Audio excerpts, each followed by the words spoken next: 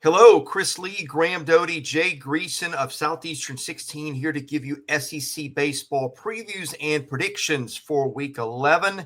It is week number 7 of conference play.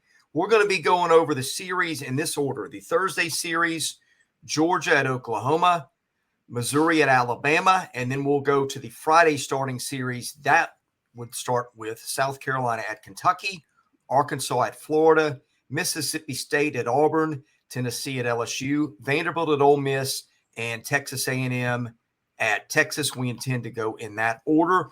Before we start, reminder, help out the folks who help our podcast. I had a workout yesterday, ran the most I'd run in a while, feel great today. Reason why, Chair Bundy, one of our partners here.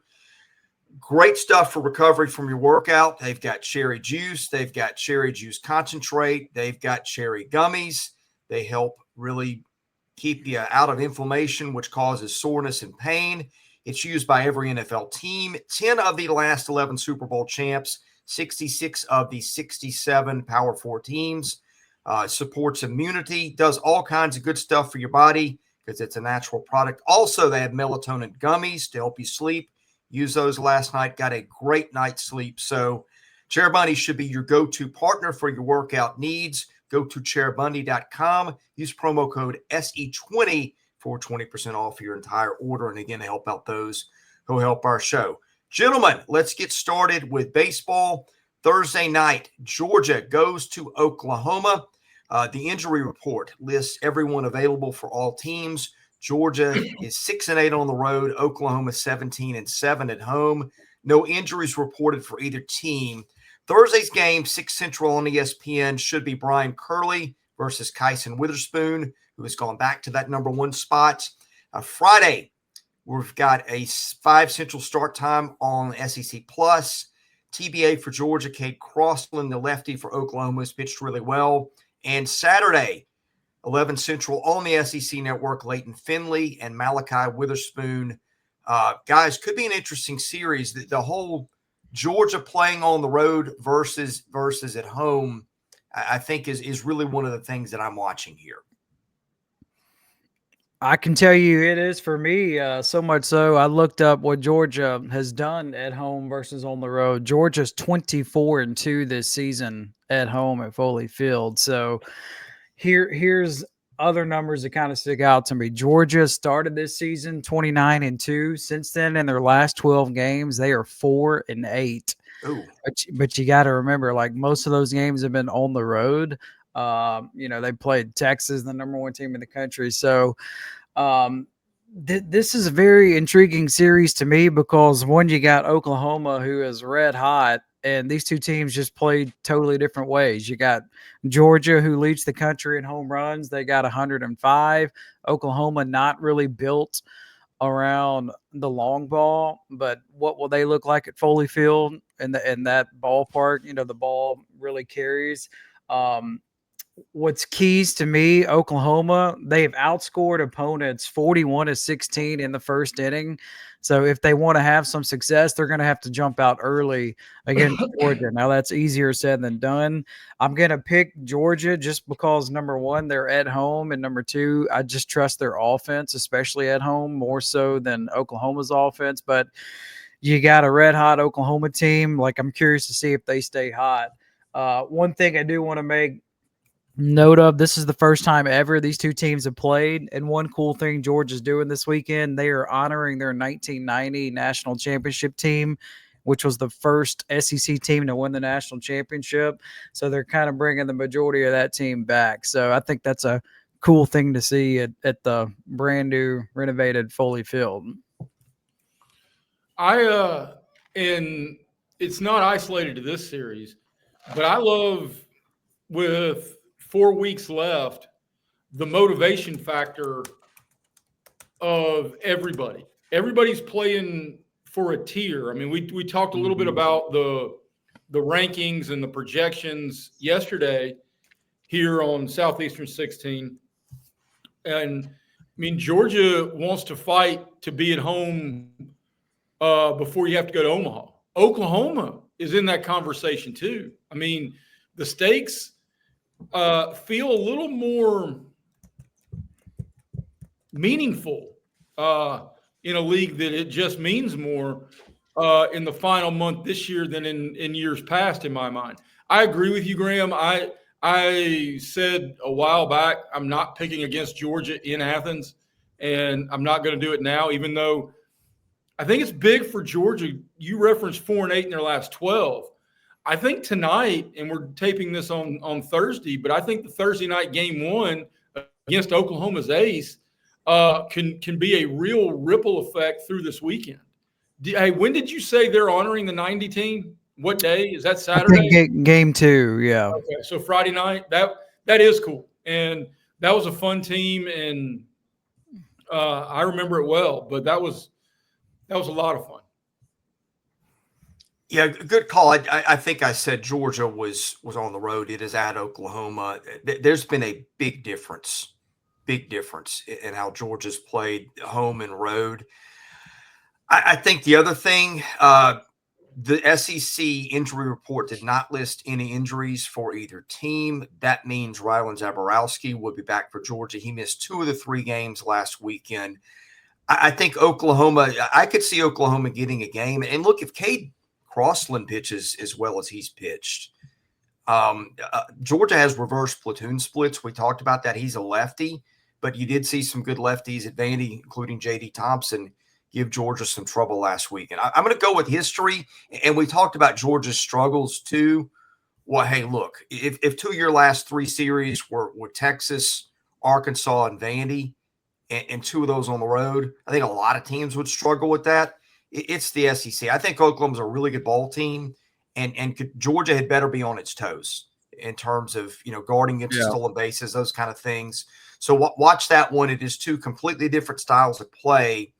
And I'm not going to say Vanderbilt small ball Georgia last week, because that's not really how it happened. Vanderbilt really kind of hit more of the long ball to give Georgia a problem. But the point I'm making, a similarly constructed team in some ways. So keep an eye. But I think we're all going Georgia here just based on the way they played in Foley Field, right? Right. I do think it benefits Georgia just that they played Vandy, and Vandy and Oklahoma play similar styles. So I think, that experience in Nashville will help Georgia at home against the I also think they got to be pretty ticked off. I mean, that too. And you get your slugger back. Your pitching's starting to come around a little bit. I feel pretty good about this one in a weekend of a whole lot of unknowns. Yeah. I won't say I feel really good about it, but I think knowing Georgia's at Foley Field, I'm not really hesitating on my pick. But hey, we have seen some teams pull some stuff on the road lately in the league, so nothing surprises me anymore. Okay, now this one would surprise you. If Missouri were to go into Tuscaloosa and beat Alabama. Missouri is 1-11 on the road. Alabama 20-6 at home. Here's your injuries. They are really piling up for Missouri. Caden Drew, Nick Smith, Javin Pimentel, all lefties. Pimentel's been out all year. Also Trey Lawrence, Ian Lose, a key lefty for them, and Blake Simpson, all out. Alabama, all available for the Crimson Tide. Your start times, Thursday, 7 Central on the SEC Network. That is Tyler Fay, a righty, versus Brady Kellenbrink, a lefty. Friday, 6 Central on the app, Riley Quick versus TBA. And Saturday, 1 Central, also on the Plus app, Zane Adams versus TBA. Guys, Missouri's winless in the league. Alabama is squarely in position to get anything it wants. Hosting spot, I think Alabama would host if the field were picked today. As soon as it gets above 500 in the SEC, is 9-9 at the moment. SEC record, a big thing. You just got to get above 500 and then take care of business from there. Alabama's got a golden opportunity to get well above 500 in the SEC this weekend. Missouri's winless in the league. I just can't see anything here that makes me think anything other than an Alabama sweep. Although Missouri's played some teams close, could get a game, but I'll take Alabama to win the series here. I definitely am, and I feel like we've touched on Alabama's offense a lot here lately, just how they kind of cooled off. So what better way to get going than to play Missouri at home, to kind of build some confidence and feel good about yourself. Alabama, they've won 7 in a row against Missouri. I think they're going to make it 10. I think Missouri is calculating a way to try to secure the #1 high school draft pick. And I mean, I'm not saying they're tanking per se, but here's the other thing, and this works against Missouri. Everybody now realizes we can't sleep on them because it would be even taking 2 of 3 for Alabama will be an RPI hit. Yeah. So that's a very good point. I mean, everybody realizes, hey, you get great opportunities when you play Texas and you play Tennessee and you play these Arkansas and the teams that are top 5 in the country. But you can't sleep on Missouri because a loss would be more detrimental than any loss anybody's had in conference all season. And to that point, I think Alabama's going to be pedal to the metal. It's one of the reasons I think Missouri's getting run ruled as often as they are. Yeah, because wins are precious in the SEC. You don't you got to earn them. And when you play somebody like Missouri, you got to cash in and get as many as you can. I mean, you can't afford to misplay and not split aces at the blackjack table. Yeah. You got to take the opportunities when they come before you because the rest of the game's so hard. Yep. Okay, next up, we start the Friday series. South Carolina coming off a surprising weekend win last weekend, faces Kentucky. Here are your pitching matchups. We don't have them for South Carolina. I don't know why Paul Maneri would want to do anything differently other than Brandon Stone, who threw a complete game shutout last weekend. Nate Harris, the announced starter, the right-hander for Kentucky. 5:30 Central Friday on SEC Plus, the app. Saturday, 3:30 Central. All these games also on SEC Plus. TBD versus Nick McKay. And I say TBD. We just don't have an announcement as we do this Thursday morning. And Kentucky is going to go with Ben Cleaver, who would be on a lot of staffs. He is doing a phenomenal job in that Sunday spot. The number 3 spot is what I meant. That one, noon Central on the SEC Plus. Gentlemen, start us off with your thoughts on Kentucky and South Carolina, both teams which scored 2 huge series wins last weekend. Yeah, they really did. Both coming in with a lot of momentum. I'm taking Kentucky. This is a team they've been in every single SEC game they have played in. It's in Lexington.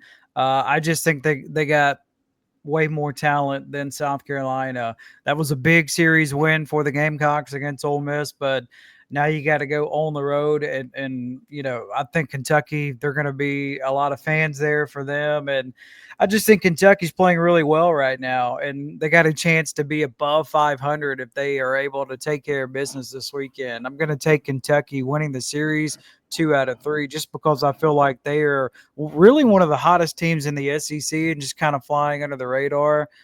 Exactly where Coach Mingione wants them. And I know we've referenced this a couple times before, but if you look back to their league comps, it's staggering what an extra out in an 8th inning or one extra hit. Kentucky would be a top 5 national seed. Yeah. I mean, if they had just pulled out a game or 2 in Auburn, or I mean, they've lost so many one-run games in this league. To your point, Graham, not only are they one of the hottest teams, I think they're maybe the most underrated team in this league. And for that, when we talk about tiers, and they apply to almost every series that does not include Missouri moving forward, South Carolina's fighting for any type of postseason breath it can draw. And Kentucky's not only potentially looking for a host, but a strong finish. I mean, I'm not ruling out anybody in this league in the top half with a strong final month of finding their way into a national seed. Mm-hmm.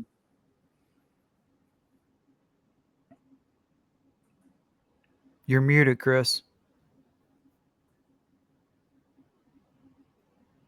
I'm with you guys. I think Kentucky's playing so well. Like, even in the series it's lost, I think the stat, and I don't know if it held in game 1 last week, but Kentucky had been ahead in every SEC game it had played so far.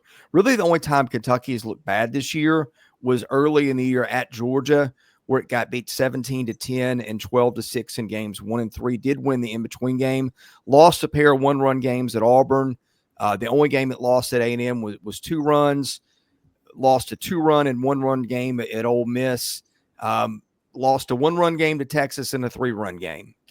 Really, one of the few teams to really knock Kentucky out was that Friday night Liam Doyle start. So I just think this is a team that has been so consistent. Now, South Carolina still has not lost to a quad 2, 3, or 4 opponent yet, which is amazing. I think the only team in the country that can say that. So you can't totally count out something happening crazy in Columbia after what we saw with Ole Miss last week. But I'm going to take Kentucky. It's just playing so well. It's been so consistent. I think McKay in that 1 spot was elite last week. Actually in the 2 spot, and then Ben Cleaver again. You're getting Friday starter stuff out of your Saturday guys. So we're all going Kentucky? I am, and Okay. and I think it's worth asking, especially, and we'll get to Texas later, with their injury concerns atop their rotation. Is Kentucky the best 1 through 3 hand the ball and go get them rotation in this league? I don't think so, because Nate Harris is more of an opener than a starter. I don't know who would be the team right now. I think your conversation. I mean, we can have that another podcast. I think Vanderbilt's in that discussion. LSU, if it gets something out of its 3. If Cade Crossland continues to pitch that well, Oklahoma's sort of in that discussion. There's a lot of teams that have got A&M. I'm getting a sidetrack, but it's a really good year for pitching this league, guys, as an aside. Yeah, it really is. Okay, On to next Cincinnati. up. Yeah, on to Cincinnati. Except we're going to be in Gainesville instead. Arkansas is 6-3 on the road. Florida at home would be 22-7. The Gators pretty banged up for this one, but that's been the case for a while. Kyle Jones, starting center fielder. Cade Curlin, starting infielder. Frank Menendez, key reliever. Those guys are all out. I believe they're all done for the year. Florida has not issued an injury report, but just following some things lately, Pierce Coppola, who would have been their number 3 and a good one if healthy, he's not pitched since March the 1st. Matthew Jenkins has not pitched since March the 19th. He'd be one of their key arms. Jake Clemente finally did throw last weekend versus Mississippi State. For Arkansas, Nolan Souza is done for the year. Not sure if we've got anything else there. Your pitching matchups, Friday, 5:30 Central on SEC Plus. I presume it is going to be Zach Root versus Liam Peterson. Saturday, 2 Central on the SEC Network. I would think that would be Gage Wood and Aiden King. And Sunday, noon Central on SEC Plus. Landon Beidelshees versus not quite sure who for Florida. Start with our thoughts here on this series, guys. Intriguing series, mostly for the part that when Arkansas is playing Florida, Florida has finally started to gain some momentum here with wins against Missouri and then winning in Starkville last weekend. So having said that, I'm taking Arkansas. This is a team that has had success on the road with the series wins at Vandy, at Ole Miss. The Razorbacks are 6-3 on the road. These two teams are similar in that they are both top 4 defensively in the SEC, and they're both really good on the mound. So what do I think will be the difference maker in this series? I think it's going to be the offense and the lineup for the Razorbacks 1 through 9. I just think they got a little bit more firepower than Florida does. So give me Arkansas 2 out of 3. By the way, the big promotion I saw this weekend for this game, if you're going to it in Gainesville, they're giving away Florida beach towels. That's the promotion.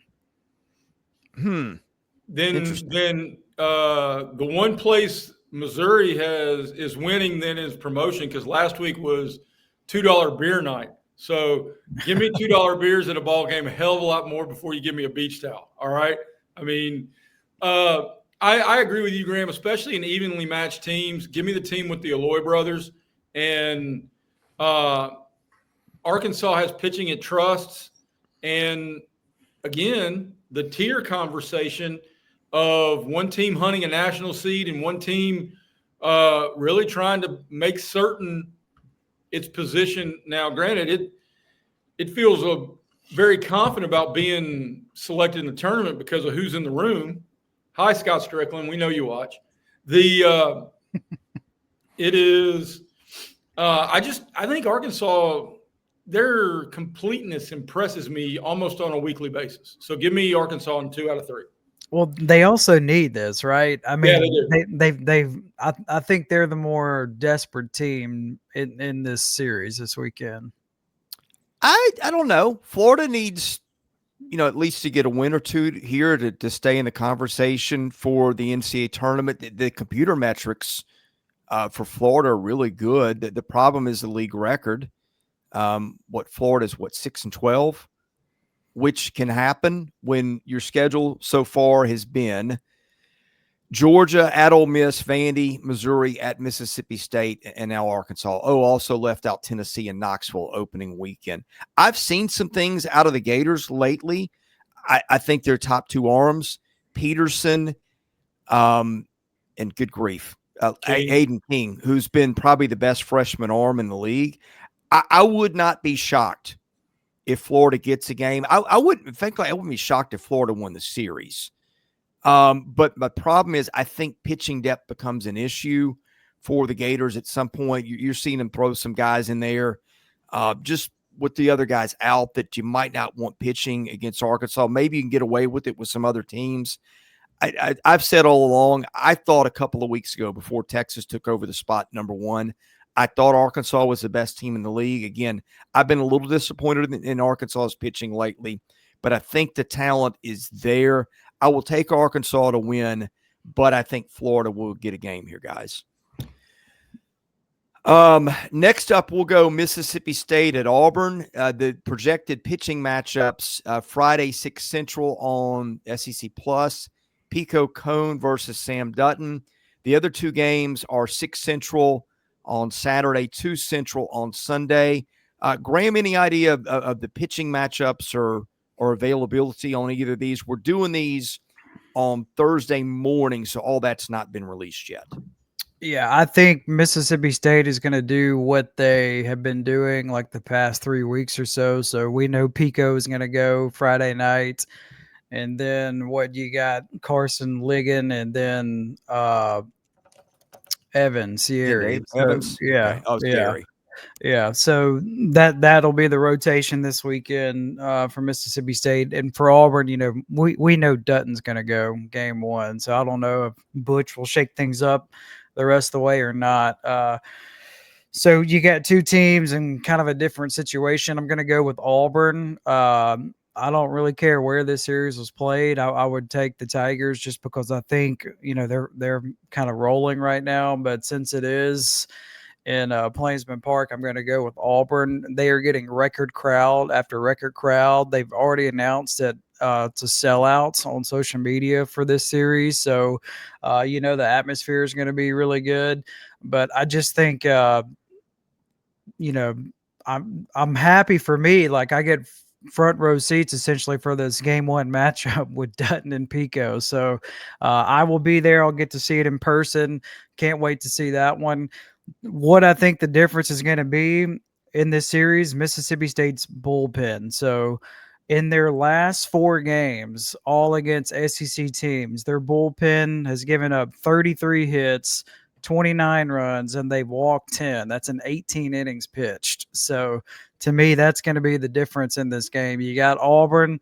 They've been really good at home this season. They got one of the better offenses in the SEC. So give me the Tigers to take 2 out of 3. I concur with that. But I think big picture, guys Chris and my age remember, especially baseball aficionados, remember the great saying about the Milwaukee Braves that their rotation was spawn insane and pray for rain, which was because they had nobody else. Butch Thompson has to be looking around and thinking, I got Sam Dutton and a whole lot of nuttin', because, behind him, the guys who've made multiple starts, the lowest ERAs north of 4.3. And, So if Dutton's going against Pico, that's a push because both those guys have been great all year. And now you're worried about he needs to find some answers because Auburn's a tournament team. Mississippi State's fighting for its life and its tradition and its coach. I'm still taking Auburn because it's in Auburn and the place will be rocking. But Auburn's got some internal questions as much as they've got some external considerations about winning SEC games in my mind moving forward. Because if your bigger goals are to get to Omaha, it can't just be Sam Dutton and lottery tickets. I think that's a little harsh. Christian Chatterton has been very good for them at times. He's a freshman, and sometimes it comes and goes. I think their bullpen, their veteran arms of Myers and Hetzler and Parker Carlson, Petrovich, those guys have done a pretty underrated job. Mississippi State, bullpen, Chris. Yeah, I'm good with the bullpen, and Carson Myers has been. He's on the short list of guys. If you're going to truly pick an all SEC team and like go starters and relievers, Carson Myers has been a Swiss Army knife that has been unbelievably valuable to that pitching staff. But yeah, far too often he's getting called in the second inning. Well, let me put it a different way. Mississippi State is kind of in the same spot where it's got a Friday night guy in Pico Cone who's been great most of the year. Spots 2 and 3 have been questions. You've seen some things out of Carson Ligon at times. In the bullpen, you'd seen some things out of the bullpen at times. But lately, it's kind of blown up, and it's just one thing after another from Mississippi State. It's the bullpen, it's the defense. It's a team that just for whatever reason feels like it's kind of underachieved. And Auburn has been rock solid consistent. It has played so well for so long. I like the way Auburn's bullpen is pitching much better right now. I like Auburn at home. And by the way, the one frustrating thing for Mississippi State, as good as Pico Cone has been, as deep as he's gone into games, guys, they have lost 4 of their 6 SEC openers so far. Now, those losses have come Texas at LSU, but also South Carolina, Florida. Even when State has opportunities, it can win games with him on the hill. It just hasn't been doing that. I like Auburn on Friday because Sam Dutton's been almost unbeatable against everybody. And I think Auburn, it may not be vintage Vanderbilt or Tennessee pitching for the depth, but it's still pretty good. And I'll take what they've got over State. Before we move on from this, I think I don't know if there's a hotter hitter in the league that's not named Jace Lavalette than Ike Irish. Yeah, I mean that guy missed a couple of weeks with a shoulder injury. He's moved around from DH and right field, but now dude's hitting north of 350 after a slow start with an OPS north of 1100.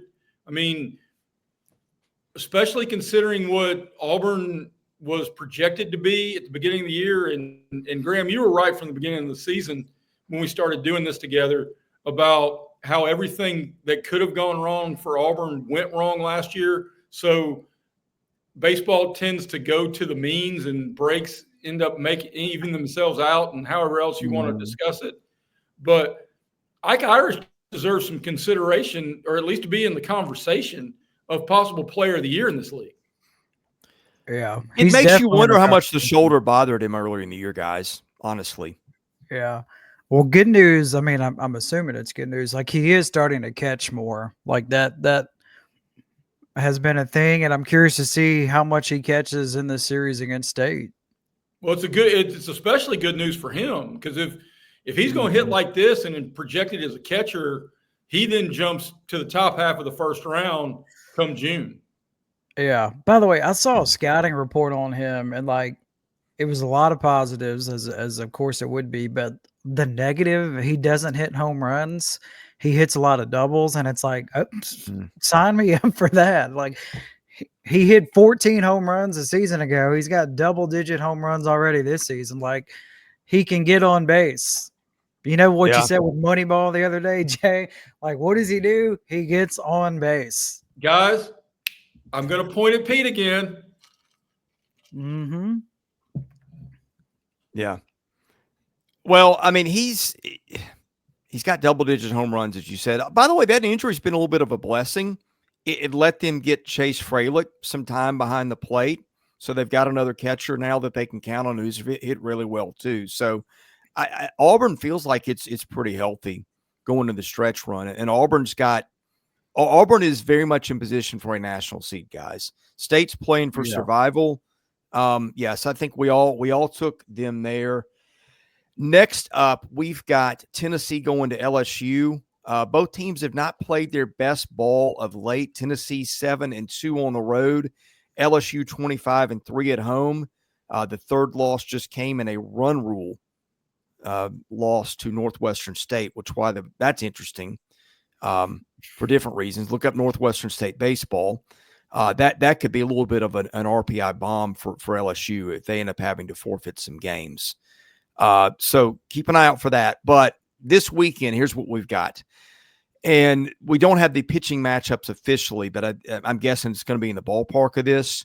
Friday, 6:30 Central on the app, Liam Doyle and Kate Anderson. How's that out on TV somewhere? Saturday, 7 Central on ESPNU, Marcus Phillips and Anthony Einstein, I would suppose, will be the matchup. We'll see what Tennessee does after Kentucky just ran wild on Phillips last weekend. Do they try something different? Keep an eye on that. And Sunday, 2 Central, SEC Network. I would presume Tegan Coons and Chase Shores, but I wouldn't bet a large amount of money on either one of those guys. Gentlemen, what stands out to you about this series? This just feels like a big series at an important time for both of these teams. Chris, you said it. Both of these teams haven't really played up to their potential, I would say, the last 2 weeks. And this comes at just a critical time. I'm going to pick LSU mainly because it is in Alex Box, where LSU is 25-3 this season. One of those losses was this week in that midweek game you touched on. Chris, you just touched on the stolen bases.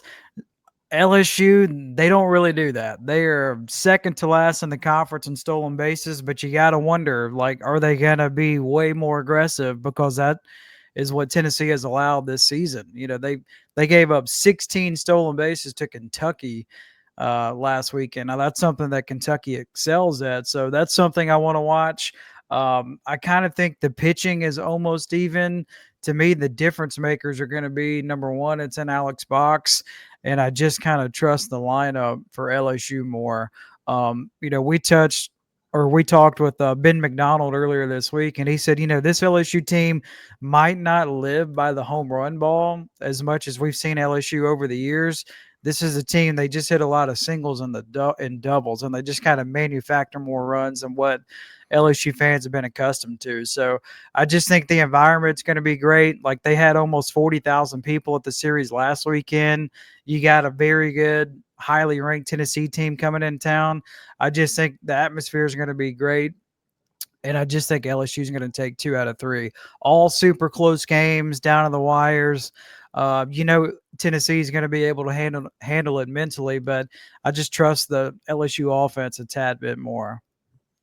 I'm going the other direction. I'm going Tennessee. This feels like a classic Tony V series to me, that he's going to live for the moment, especially there with his history within that program. The biggest question I want answered is, when does A.J. Russell go from throwing an inning in the midweek to getting back into weekend competition in the league? And maybe they're just going to hold him all the way to the postseason. And that's completely fine by me too. I want to see A.J. Russell, and because then you start slotting everybody else in the Tennessee rotation. Doyle and Russell will be flat salty if they're both rearing to go come late May. Look, you don't make final judgments about baseball teams at this point of the season. I think the next couple of weeks we'll start to find out a little bit more. I was really, really high on LSU before the season, and I am, but I'm seeing some things that are little cracks here. You saw them give up 13 in the midweek. I've mentioned their pitching depth after their top 4 for a while being a little problematic. Guys, Kate Anderson, as great as he was at Oklahoma 2 weeks ago, we had to question, does throwing 135 pitches in Norman on, I think, what was a really cold night, Does that have a lingering effect? Well, since then, he gave up 4 1/3, gave up 6 runs against Auburn, and gave up 5 and 5 2/3 against Alabama. He's going up against Liam Doyle Friday night. I'm going to take Tennessee and Liam Doyle in that spot, which means how do games 2 and 3 go? Both of them have been inconsistent in spot 3, and Marcus Phillips has been good other than the base running thing for Tennessee in that spot too. Look, you mentioned LSU doesn't steal a lot of bases. It's also not been incredibly efficient when it does steal bases too. I need to make up a little room on my man Graham.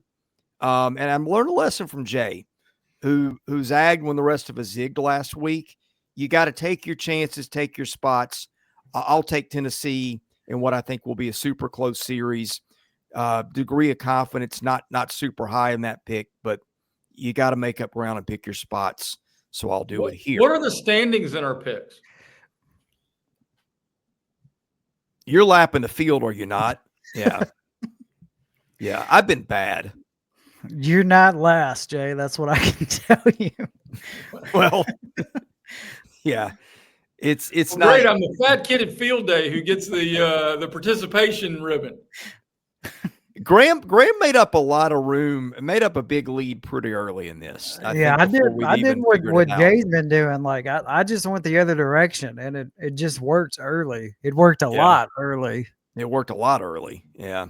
Well, this one's going to be that's when everybody was riding the A&M horse, and I was picking against them. That helped a lot. Yeah. Well, we'll get to that one in a minute, but first we got Vanderbilt at Ole Miss. Injury reports, don't have those as we're doing. I would keep an eye on RJ Austin for Vanderbilt at starting center fielder, who's been in a huge slump. He has missed the last 2 games after starting every one. He's got a shoulder injury. Other than that, I think Vanderbilt is pretty healthy. What's the situation for Ole Miss here, Graham? Health-wise, I think Ole Miss is pretty okay. I don't think there's going to be anybody, like any key people out. The only one maybe would be Cole Spencer, the closer. You know, he's been battling shoulder problems, but again, we don't have the official injury report. We won't have that until later tonight. This is a monumental series for both teams for kind of the same reasons, but you got Vandy. If they win this, they would be in excellent position to be a national seed and host. And this is an Ole Miss team that is trying to host. Maybe depending on how the Rebels close, maybe they could be a national seed. But the way the last 2 years have gone, if you host this year, you're like that would be a positive sign. Like, okay, this is heading back in the right direction. This is one of these series. It's definitely a clash of styles. You got Vanderbilt, who has been pitching out of their minds here lately, the last 3 weeks or so, and you got Ole Miss. So, to me, if the approach is what we saw in the South Carolina series, where Ole Miss is super aggressive and swings at like the first pitch or two, I don't think that's going to be a recipe for success for the Rebels. So, where Ole Miss excels is drawing walks, getting on base. Nobody has more walks in the league than Ole Miss does, and Ole Miss is top 5 in the country in home runs. So that is the formula for Ole Miss to have success. What I'm curious about is what the rotation is going to be like. Ole Miss is one of the only teams in the SEC where it's been the same rotation every weekend from the season opener to where we are today. Does that change? And what I mean change, like, are we going to see Mason Morris get a start this weekend? That is what I want to keep an eye on. Do they bump Elliott to game 2? Do they keep him at game 1 and start Morris for game 2? Like that is what I'm keeping an eye on, as are a lot of Ole Miss fans. So Vandy, they don't hit a lot of home runs. They're very similar to Kentucky and Oklahoma. I'm going to lean with Ole Miss here because it's at Swayze Field, but this is just a clash of styles, and I want to see what comes out victorious. The Vandy pitching, like, are they going to do what they did to Georgia and everybody else here lately, or will this Ole Miss offense have a big weekend against this Vandy pitching staff? So I think all games are going to be close. I'll take Ole Miss 2 out of 3. I'm going Ole Miss too, even though I was hoping you were going to take Vandy so I could zig and zag. I'm a little scared. Ole Miss has given up almost 40 unearned runs this year. But I think in conversations about internal questions, it's time for Mason Morris to I think to get a start. He's been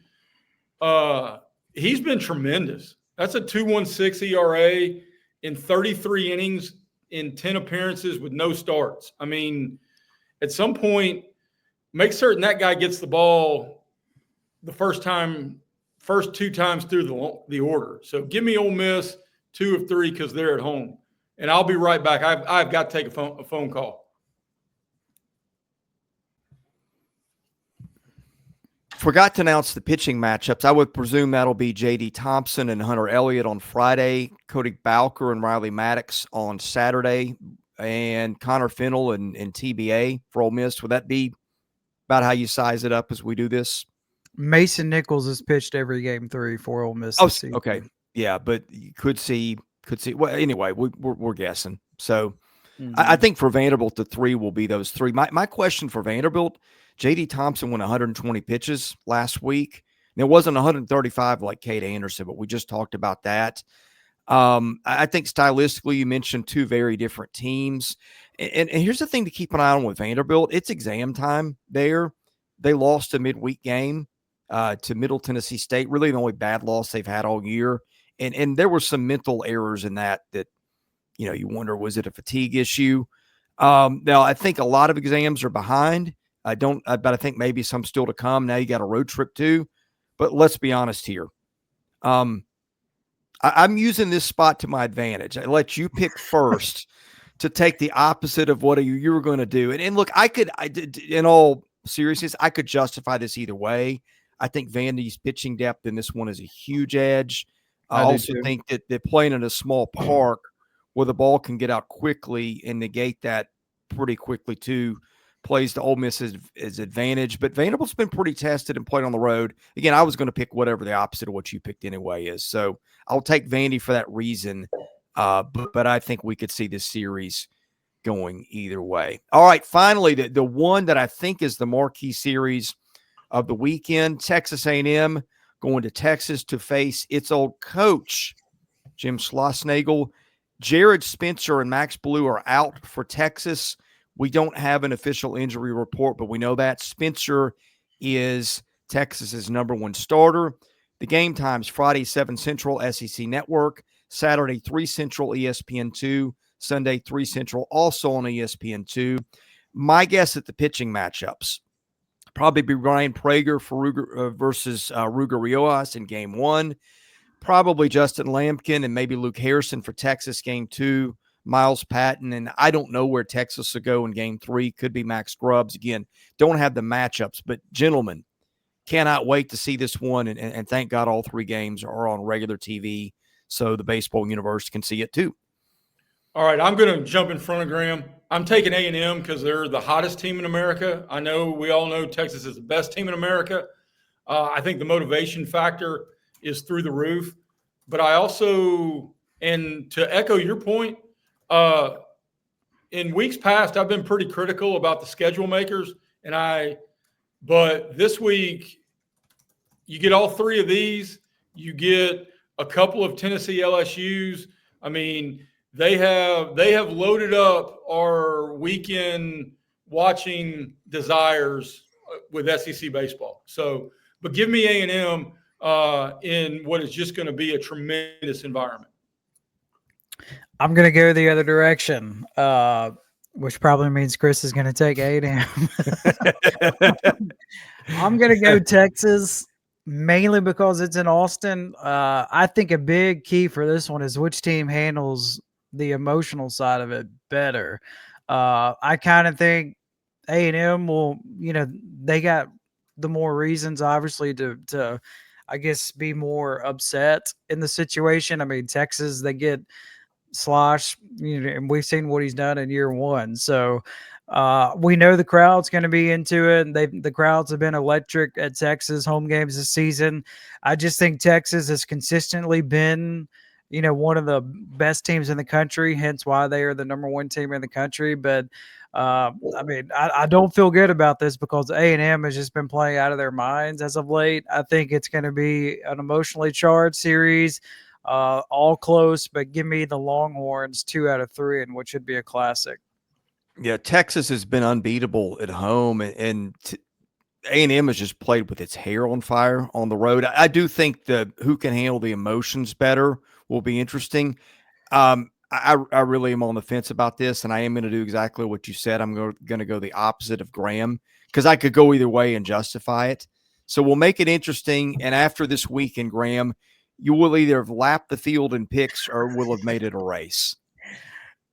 We'll find out in 3 days. Yeah, seriously though, this one I will be very interested to see how Texas handles the Spencer absence. I think that really eats into a lot of the innings. Texas still got plenty of arms to cover the series, but I'll be interested to see, does that make them go a little bit longer with the Dylan Volantis or somebody? Does that mean Cade Bean pitches some on the weekend? I don't know what it looks like. And for A&M, I keep waiting for that starting pitching to get a little bit better. I thought that the Aggies might have had the best rotation in the league coming into the year. Hadn't quite pitched like that. Not that those guys are bad at all, but Ryan Prager has not had the National Pitcher of the Year type campaign he's had. Could this be the start of it Friday night? We'll wait and see. Gentlemen, can't wait to see all these games. That all the series mean something. We will do wrap-ups Thursday night, Friday night, Saturday night, and Sunday night after the games. Graham reminded me to plug social media. Check out our Twitter account. Is it at 16 Southeastern? I always forget the exact handle. But check that out. We'll be if you type it in, you'll find it. Yeah, Southeastern 16. And also our podcast platforms, guys. We're not only on YouTube, but you can get us on audio just about anywhere you get your audio podcasts, Apple Podcasts, Spotify, whatever. When you're there, leave us a review and a 5-star rating if you like it. That helps us get noticed as we try to expand that. And remember, chairbunny.com for 20% off your order and help out a sponsor who's helping us out. For Jay Grease and Graham Doty, I'm Chris Lee. You've been watching our baseball content here at Southeastern 16. God bless you. Thank you for watching, and we will see you again soon.